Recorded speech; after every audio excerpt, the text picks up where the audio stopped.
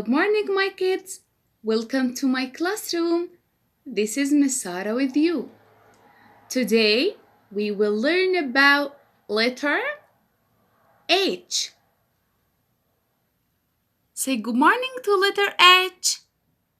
Good morning, letter H. This is a capital H and this is a small h. Repeat after me. Capital H, small h. Now, let's make the letter H sound. The sound of letter H is H, H, H, H, H, H, H, H. And now we will know some vocab about letter H.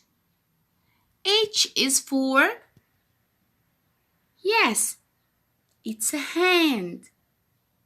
Hand. H, H, hand. H is for, yes, it's a hen. H, H, hen. H, H, hen. Let's continue. H is for hat. Hat. H, H, hat. H, H, hat. And H is for horse. Horse. H, H, horse. H, H, horse. Let's revise. H is for hand. H, H, hand. H is for hen. H, H, hen. H is for hat. H, H, hat. H is for horse. H, H, horse. Each hen. Each hen. Each hat. Each horse.